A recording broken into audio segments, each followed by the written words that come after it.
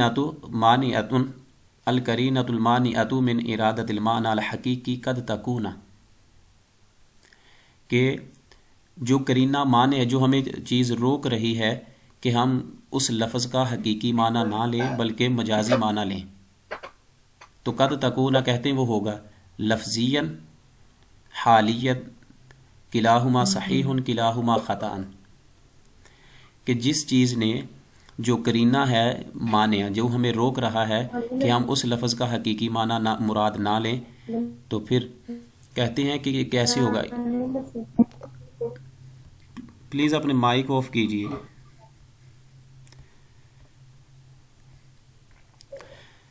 कि जो करीना माने है कहते हैं मिन इरादतुल माना अल हकीकी, कि वो माने करीना जो हमें असल माना लेने से रोक रहा है वो कितने तरीक़ों का होगा, कौन से तरीके हैं या वो कितने उसके हैं असली कि जो हमें रोक रहे हैं। तो दो तरीके होते हैं जो हमें रोक दें कि उसका हम असल माना नहीं ले सकते। वो कौन सा है? पहला तो ये है कि लफ्ज़िया, या तो लफ्ज़ों से हमें मालूम हो जाएगा कि ये असल मानों में इस्तेमाल नहीं हो रहा लफ्ज़ बल्कि मजाजी मानों में इस्तेमाल हो रहा है। और दूसरा उसमें होगा हालियतन, या फिर क्या से उसके हाल से सियाक़ व सबब से पता चलेगा। तो इसका फिर राइट ऑप्शन होगा कि किलाहुमा सहीहुन, कि किसी भी लफ्ज़ को जब हम असल माना लेने से रुक जाएं तो उसका मजाजी माना हम लेंगे, तो उसमें जो असल माना लेने से हमें चीज़ रोक रही है जो करीना है जो माने है वो क्या होगा, वो दो होंगे। जो करीना माना होगा या तो वो लफ्ज़िया होगा, हमें लफ्ज़ों से पता चल जाएगा कि इसका असल माना नहीं लेना हमने, या फिर हालिया या सियाक़ व सबब से क्या से पता चलेगा।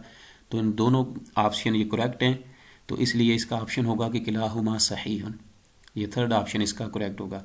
उसके बाद है ये क्वेश्चन नंबर 3 है, ये लास्ट टाइम पेपर में आया था लेक्चरशिप का, ये 2020 का जो पेपर था ये MCQ उसमें शामिल था। ये मैंने जो है वो इसको गलत किया था, मेरा इसमें दुरुस्त नहीं था उस वक्त, मुझे ये इस बाद में इसको मैंने जब देखा है तो ये चीज़ क्लियर हुई है। तो क्वेश्चन नंबर 3 है कि अल अलाक़तु बैन अल माना अल हकीकी वल माना अल मजाजी कद तकूना, कि माना हकीकी और माना मजाजी के दरमियान जो अलाका है मुशाबहत का वो होगा, कि जो असली माना है उसके दरमियान और हकीकी माना और मजाजी मानों के दरमियान जो अलाका जो ताल्लुक़ है कद तकून वो होता है अल मुशाबहा मुशाबहत का, या कि गैर अल मुशाबहा, या कि गैर मुशाबहा का, किलाहुमा सहीहुन किलाहुमा ख़तान। तो इसका करेक्ट ऑप्शन होगा थर्ड के किलाहुमा सहीहुन, कि माना हकीकी और माना मजाजी के दरमियान अलाका जो ताल्लुक़ है वो कभी तो मुशाबहत का होता है और कभी गैर अल मुशाबह, कभी मुशाबहत का नहीं होता। ये दोनों ऑप्शन दुरुस्त होंगे। देखें कि हमने किसी आदमी को असदुन उसकी बहादुरी की वजह से उसे शेर से तशबीह दी, तो फिर ये जो होगा ये अलाका मुशाबहत का होगा कि उसकी बहादुरी की वजह से शेर से तशबीह दे रहे हैं। और बाज़ औक़ात ऐसा भी होता है कि वो जो ताल्लुक़ है वो अलाका वो मुशाबहत का नहीं होता, गैर अल मुशाबह होता है। तो ये दोनों ऑप्शन दुरुस्त होंगे, फिर इसलिए हमारा जो करेक्ट ऑप्शन है इसमें किलाहुमा सहीहुन ये ऑप्शन दुरुस्त होगा। ये PPSC के जो लास्ट टाइम पेपर है उसमें ये पूछा गया था MCQ से। तो मिसाल हमने पढ़ी हुई है, गैरुल मुशाबहत की कोई मिसाल बता दें। गैरुल मुशाबहत की मैं उसको देख के कोई आसान सी आप लोगों से डिस्कस करूँगा, इन्होंने जो लिखी हुई है बहुत मुश्किल है, उसमें वो आपसे शेयर कर दूंगा इंशाल्लाह next time.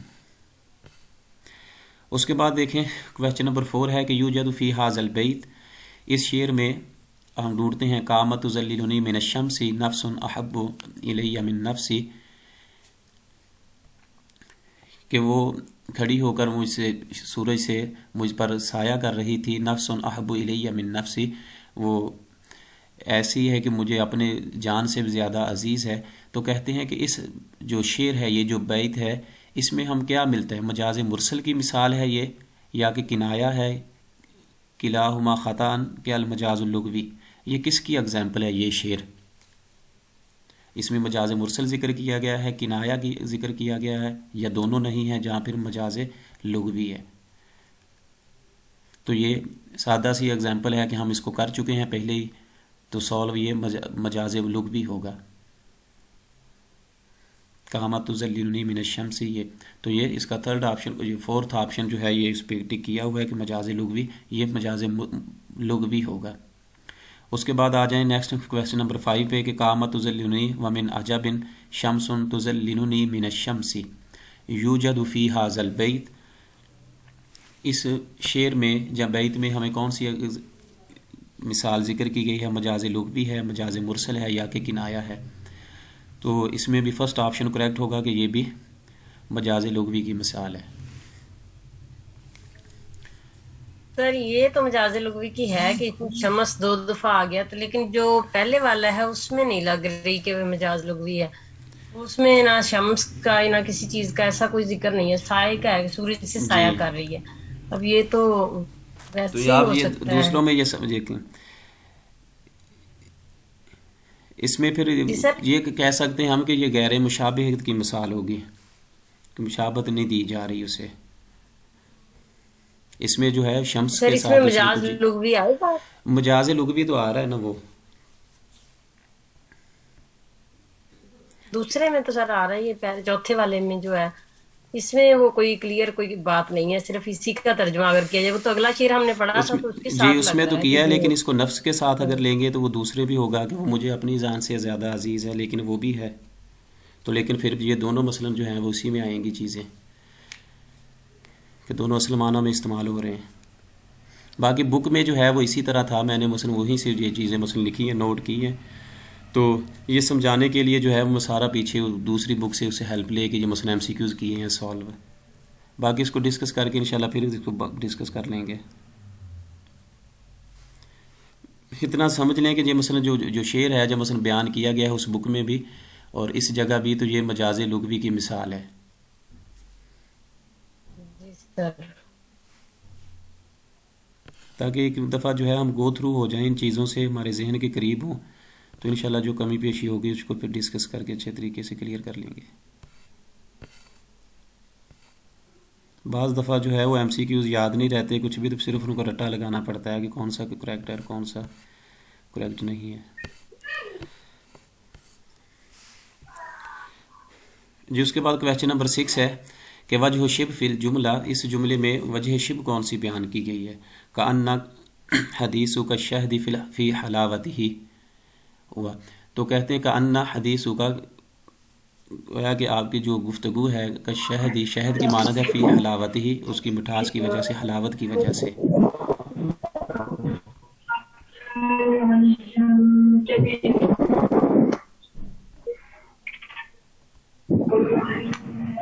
Please mic of کیجیے.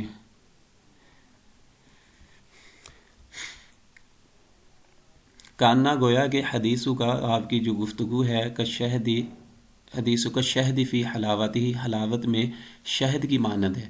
تو اس ایگزامپل میں یا اس جملے میں کہتے ہیں کہ وجہ شب کون سی ہے؟ الشہد، کانا، الحلاوہ یا کہ حدیث کا.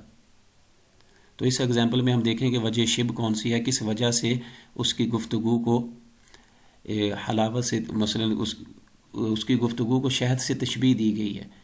تو کانا جو ہے یہ حرف تشبیہ ہے، ادات تشبیہ ہے.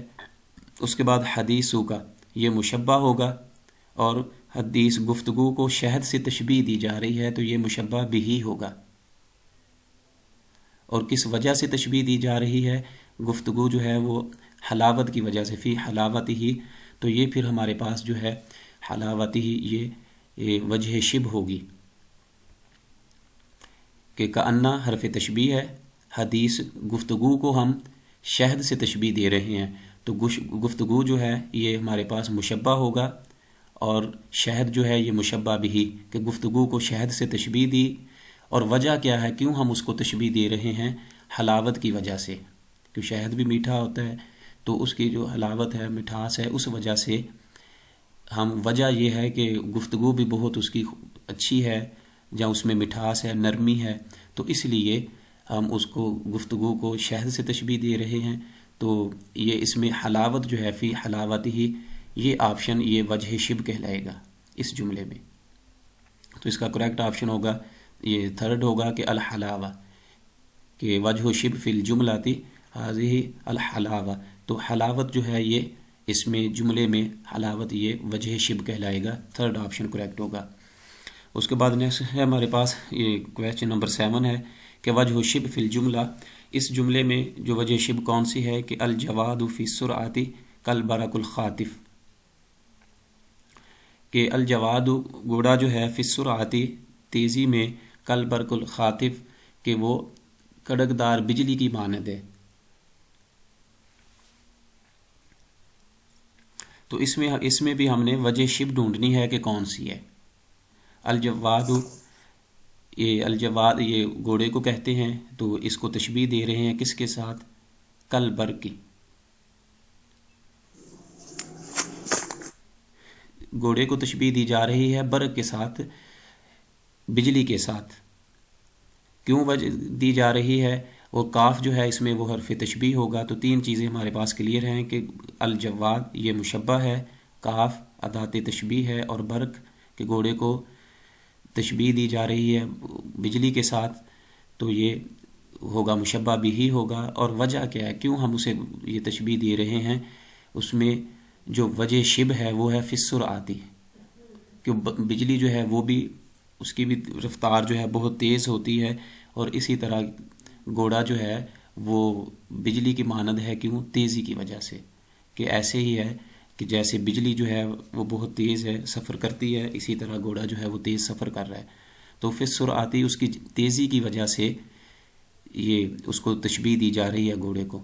तो इसमें जो वजह शिब होगी हमारे पास वो फिर अस्सुरआतु होगी। इसका सेकंड ऑप्शन ये करेक्ट होगा। दोबारा रिपीट कर रहा हूँ कि अलजवाद ये मुशब्बा कहलाएगा, और घोड़े को तशबीह दी जा रही है बर्क के साथ, बिजली के साथ, ये मुशब्बा भी होगा, काफ हरफ तशबीह। और वजह शिब कौन सी है? क्यों हम तशबीह दे रहे हैं? कि बिजली भी तेज़ होती है और इसी तरह घोड़ा भी जो है वो तेज़ है, तो इसमें उस वजह से, उसकी तेज़ी की वजह से, सुरअत की वजह से ये तशबीह दी जा रही है। तो वजह शिब जो है इसमें वो सुरअत, ये सेकंड ऑप्शन हमारे पास करेक्ट होगा। नेक्स्ट क्वेश्चन है क्वेश्चन नंबर 8, अल मुशब्बा बिही फिल जुमलाती, कि इस जुमले में जो नेक्स्ट जिक्र किया जा रहा है इसमें मुशब्बा बिही कौन सा है?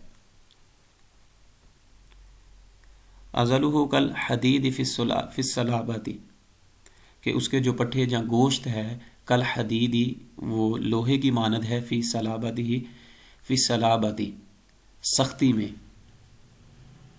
तो इसमें हमने ढूंढना है कि मुशब्बा बिही कौन सा है। अज़लुहु उसका गोश्त या पट्टे, कल हदीदी लोहे की मानद है, फिर सलाबती सख्ती की वजह से। तो लोहा भी सख्त होता है, और इसमें जो है मुशब्बा बिही कौन सा है? कि अज़लुहु पट्ठों को या गोश्त को तशबीह दी जा रही है किसके साथ? हदीद के साथ, लोहे के साथ। तो अज़लुहु जो है ये मुशब्बा होगा, काफ हरफ तशबीह, और अल हदीद जो है ये मुशब्बा बिही होगा, कि उसको गोश्त को, उसके पट्ठों को सख्ती की वजह से तशबीह दी जा रही है लोहे से, क्योंकि लोहा जो है वो सख्त होता है। तो इसमें ये मुशब्बा बिही होगा, और फिर सलाबती ये वजह शिब होगी। तो जस्ट हमने जिस इसमें जो ढूंढना है वो ये है कि अल मुशब्बा बिही कौन सा है। तो फिर अल हदीद जो है इसमें लोहा, ये मुशब्बा बिही होगा, क्योंकि गोश्त को उसके साथ तशबीह दी रही है हदीद के साथ। तो इसमें जो है हमारे पास क्वेश्चन नंबर ऑप्शन है 4, अल हदीद, ये इसका करेक्ट ऑप्शन होगा कि इस जुमले में अल हदीद जो है ये मुशब्बा बिही कहलाएगा, मुशब्बा बिही है। 4 ऑप्शन करेक्ट होगा। और पहले भी जिक्र किया गया था कि तशबीह में एक चीज़ जो सबसे इम्पोर्टेंट है, जो याद रखने वाली है, वो ये है कि जिस चीज़ को आप तशबीह दे रहे हैं, मसलन मुशब्बा आपके पास है कोई भी चीज़, तो आप उसको मुशब्बा को जिस चीज़ से तशबीह दे रहे हैं मुशब्बा बिही से, तो मुशब्बा बिही में वो वصف ज़्यादा होना चाहिए। अगर उसमें वो वصف ज़्यादा नहीं है या दोनों में कॉमन है, एक जैसा कॉमन है, एक जैसा है, तो फिर वो शिब नहीं, तशबीह नहीं कहलाएगी, बल्कि तशाबे कहलाएगी। जैसे کہ اس کنویں کا پانی اس کنویں کے پانی کی طرح ٹھنڈا ہے، تو اس میں دونوں میں وصف جو ہے ایک جیسا ہے کہ اس کنویں کا پانی ٹھنڈا ہے تو دوسرے کنویں کا بھی پانی اسی طرح ٹھنڈا ہے، تو یہ دونوں آپس میں کیا ہوں گے؟ یہ تشابہ ہوگا، تشبیہ نہیں کہلائے گی۔ اور اگر ہم کہیں کہ اس کنویں کا پانی برف کی طرح ٹھنڈا ہے تو برف میں ٹھنڈک کا جو احساس ہے وہ زیادہ ہے، ٹھنڈک زیادہ ہوتی ہے، تو جس میں زیادہ ہوگی، صفت زیادہ پائی جائے گی، اس کے ساتھ آپ جب تشبیہ دیں گے کسی چیز کو تو پھر وہ تشبیہ کہلائے گی، ورنہ وہ تشابہ کہلائے گا۔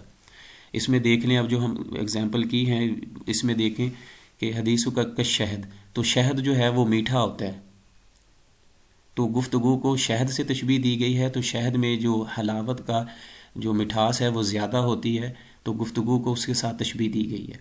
اسی طرح جو ہے گھوڑے کو تشبیہ دی گئی ہے برقن خاطف سے، تو بجلی جو ہے وہ تیز رفتار ہوتی ہے، اس میں یہ وصف زیادہ ہے گھوڑے کی نسبت، تو اس لیے یہ بھی تشبیہ کہلائے گی۔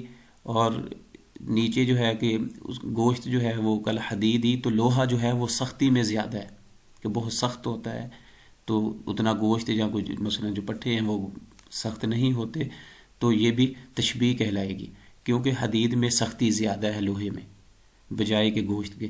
تو یہ آپ نے مثلا جو وصف ہے یہ یاد رکھنے والی چیز ہے ایک، کہ جب بھی تشبیہ آپ کسی کو دیں گے تو دوسرے میں وہ وصف زیادہ ہونا چاہیے۔ اسی طرح جب کسی کو کہتے ہیں کہ میرا بیٹا چاند سا ہے یا میرا چاند آ رہا ہے، کچھ بھی اس طرح کے جب الفاظ آپ استعمال کرتے ہیں تو اس میں چاند میں جو روشنی ہے، خوبصورتی ہے، وہ زیادہ ہوتی ہے، اس کی چمک دمک زیادہ ہوتی ہے، اس لیے کسی کو بیٹے کو یا کسی انسان کو اسے چاند سے تشبیہ دی جاتی ہے، تو اس کو تشبیہ کہتے ہیں۔ نیکسٹ ہے ہمارے پاس کہ المال سیف نفعا و ضرا، بین نوع تشبیہ فی الجملاتی، کہ اس جملے میں جو ہے وہ تشبیہ ذکر کرنی ہے کہ تشبیہ کی کون سی قسم ذکر کی گئی ہے۔ المال سیف نفعا و ضرا، بین نوع تشبیہ فی الجملہ، کہ اس جملے میں جو تشبیہ ذکر کی گئی ہے کون سی قسم ذکر کی گئی ہے تشبیہ کی۔ تشبیہ مؤکد مفصل ہے، مرسل ہے، مجمل ہے، یا کہ مرسل مفصل۔ تو ان چار میں سے سب سے پہلے ہم اس کو دیکھیں گے کہ کیا ہے اس میں کون سی تشبیہ ذکر کی گئی ہے۔ المال سیف، اب مال کو، دولت کو سیف تلوار سے تشبیہ دی جا رہی ہے، لیکن اس میں حرف تشبیہ ذکر نہیں کیا گیا۔ المال سیف، اس میں حرف تشبیہ نہیں ہے۔ جی حرف تشبیہ کس کے ساتھ تشبیہ دینی تھی اس کو، حرف کو؟ نمبر 11 ہے ہمارے پاس کہ من ہوا صاحب کتاب الشعراء العربیہ فی پاکستان، کہ الشعراء العربیہ فی پاکستان کے کتاب کے رائٹر کون ہے؟ خورشید رضوی، خالق داد ملک، الدکتور حامد اشرف حمدانی، تو اس پہ کریکٹ آپشن ہوگا الدکتور حامد اشرف حمدانی۔ یہ اس وقت موجودہ جو ہے شعبہ عربی پنجاب یونیورسٹی کے ہیڈ آف ڈپارٹمنٹ ہیں، تو ان کی یہ کتاب ہے الشعراء العربیہ فی پاکستان، یہ تھرڈ آپشن اس کا یہ کریکٹ ہوگا۔ یہ انہوں کی تصنیف ہے، اور یہ بک اصل میں انہوں نے ان کا پی ایچ ڈی کا تھیسس ہے، مقالہ ہے جو انہوں نے لکھا تھا اور جمع کروایا تھا، اس کے بعد اس کو پنجاب یونیورسٹی کی طرف سے ہی کتابی شکل میں اس کو شائع کیا گیا ہے۔ تو یہ ان کی مشہور کتاب ہے الشعراء العربیہ فی پاکستان۔ تو ڈاکٹر صاحب کا جو کام ہے وہ اس حوالے سے ہے کہ پاکستان کے جو شعراء جنہوں نے عربی زبان میں شاعری کی، ان کی حالات زندگی، ان کی شاعری کی کچھ جو نموذج ہیں وہ آپ نے اس کتاب میں، اپنی کتاب میں وہ ذکر کیے ہیں۔ اور 2017 کا جو انٹرویو تھا تو اس میں جو دوست شامل تھے ان کو یاد ہے کہ وہ اس کے جو چیئر پرسن تھے، جو مثلا پینل میں شامل تھے سبجیکٹ اسپیشلسٹ، وہ ڈاکٹر حامد اشرف حمدانی صاحب تھے، اور پھر اس کے بعد 2020 کا جو لاسٹ ٹائم ہوا ہے اس میں بھی ڈاکٹر حامد اشرف صاحب جو ہے وہ اس میں شامل تھے پینل میں۔ Subject specialist. تو ان کا کام جو ہے یہ عربی زبان و ادب کے حوالے سے جو پی ایچ ڈی ہے وہ شعراء العربیہ فی پاکستان کے جو شعراء ہیں عربی ادب میں زبان میں جنہوں نے شاعری کی ہے اس حوالے سے ہے. تو لازماً یہ ہر ایک سے 2017 میں بھی ایسا تھا, اس ٹائم بھی ایسا تھا کہ یہ لازمی پاکستانی جو شعراء ہیں ان کے بارے میں لازمی کویشچن کرتے ہیں اور کہتے ہیں کہ کوئی نہ کوئی شعر جو ہے وہ لازمی سنائیں یا ان کے نام بتائیں. تو پاکستان کے جو شعراء ہیں جنہوں نے عربی زبان میں شاعری کی ان کے نام کوئی 4-5 کے آپ کو آنے چاہیے اور 1-2 کا جو شعر ہے وہ لازمی یاد ہونا چاہیے. اور اس ٹائم بھی پاسبل ہے کہ یہی اس دفعہ بھی ہے جو وہ آئیں, کیونکہ اس وقت وہ ہیڈ ہیں جو شعبہ عربی کے, تو اس حوالے سے وہ لازمی کویشچن کرتے ہیں. تو ان کی کتاب کا سب سے پہلے نام یاد رکھیے کہ الشعراء العربیہ فی پاکستان, اس کا 3rd آپشن یہ کریکٹ ہوگا. اس میں جو انہوں نے نام ہیں وہ کافی مثلا نام لکھے ہوئے ہیں.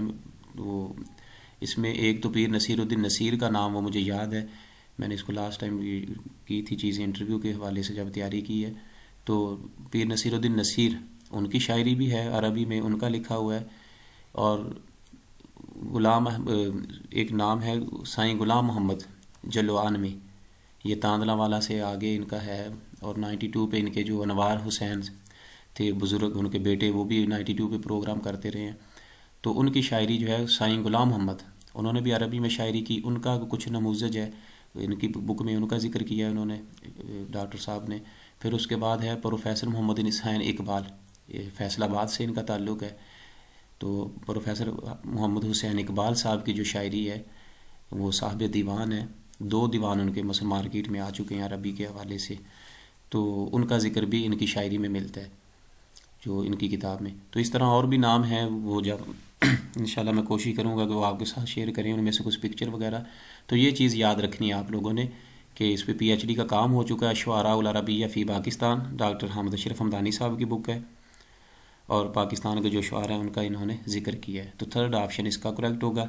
اس کے بعد ہے من الف کتاب فی الاردیہ, یہ اردو میں کس نے کتاب لکھی ہے. کتاب کا نام ہے عربی زبان و ادب قبل از اسلام, کہ عربی زبان و ادب قبل از اسلام, اسلام سے قبل کا جو عربی زبان و ادب ہے.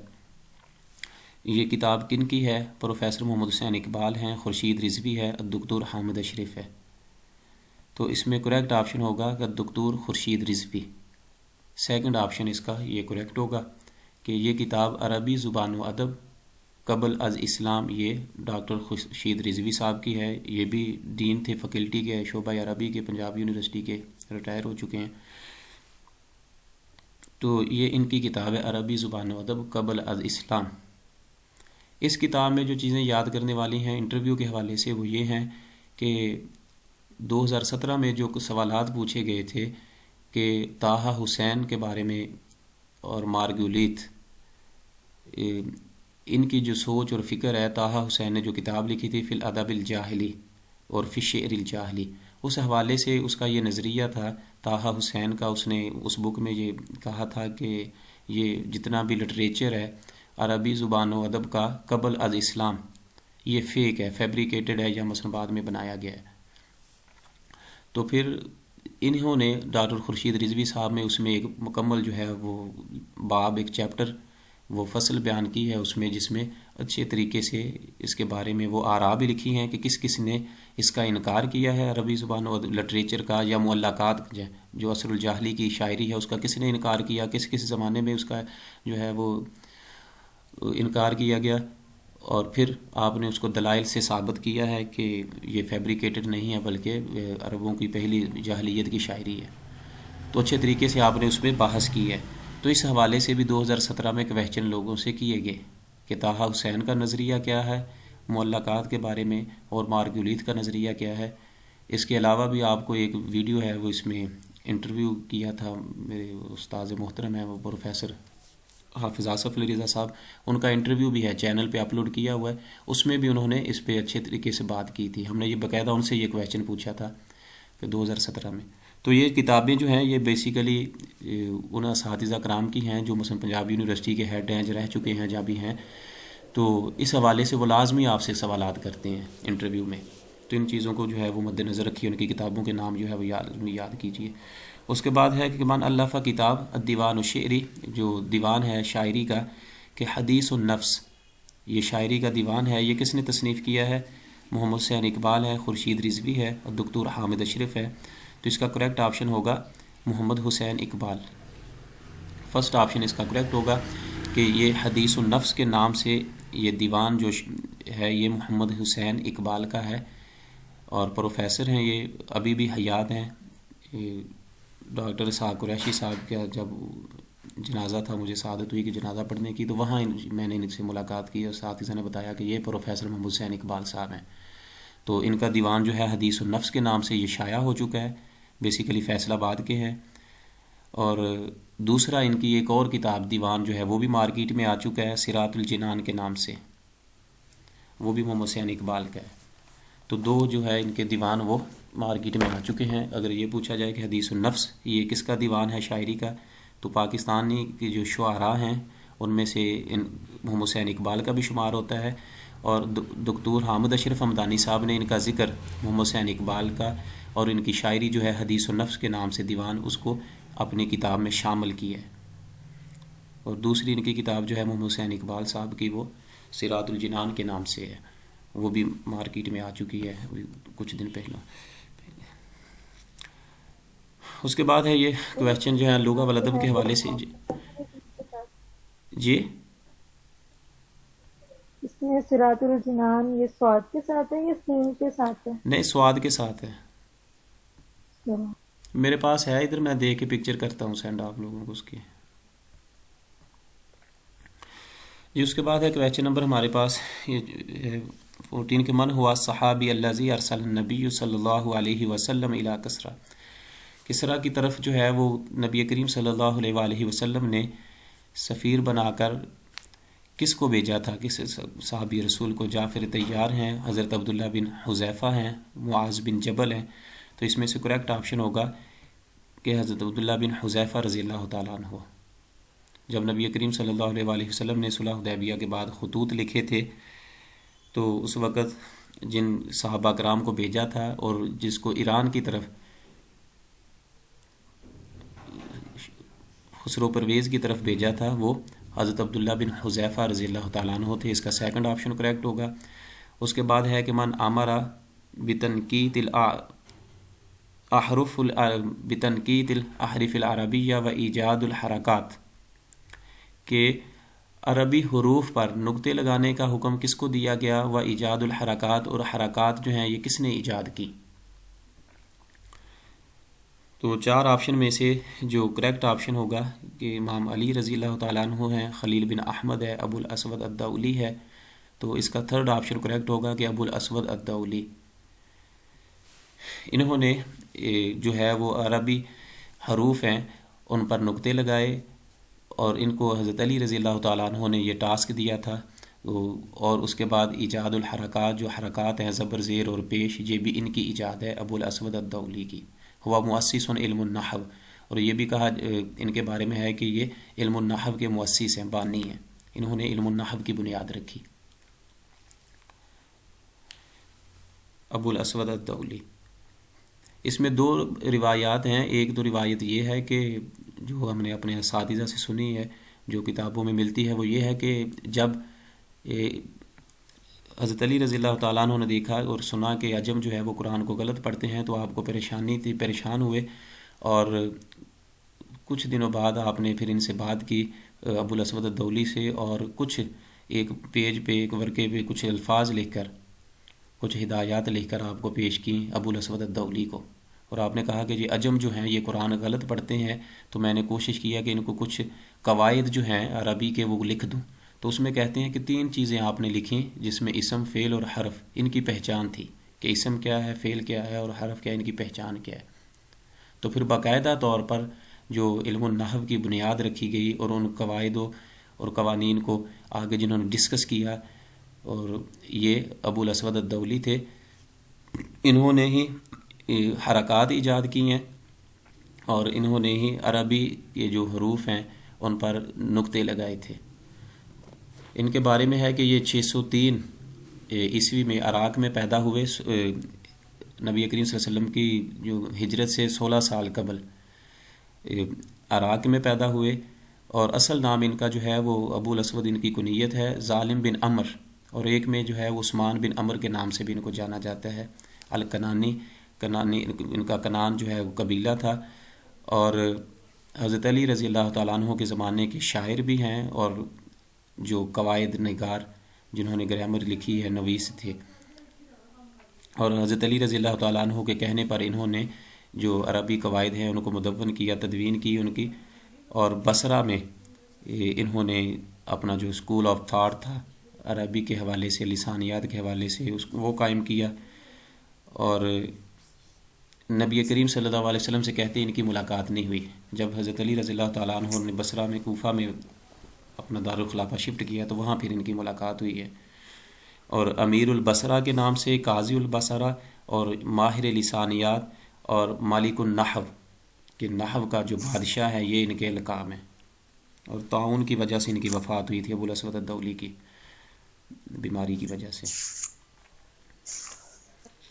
3-4 چیزیں ہیں سر کہ نام پہ اس طرح بھی لکھا ہوا ہے کیا کہ جو حجاج بن یوسف جی میں نے پہلے کلیئر کروائی تھی، دیکھیں اس میں جو ہے نا اس کا بتایا تھا اس دن کہ حضرت عبداللہ بن مسعود اور حضرت حسن بصری رضی اللہ تعالیٰ عنہ، اور تیسرے یہ حضرت ابو الاسود الدولی، ان کے پاس آلریڈی جو قرآن پاک کے مصحف تھے ان میں، ان کے پاس جو مصحف تھے ان میں انہوں نے اعراب وغیرہ لگائے ہوئے تھے باقاعدہ طور پر، حضرت ابو الاسود الدولی نے اور حضرت حسن بصری رضی اللہ تعالیٰ عنہ، اور تیسرے جو ہیں حضرت عبداللہ ابن مسعود۔ ان کے بعد جو ہے وہ باقاعدہ طور پر پھر جب بنو امیہ کے دور میں حجاج بن یوسف سے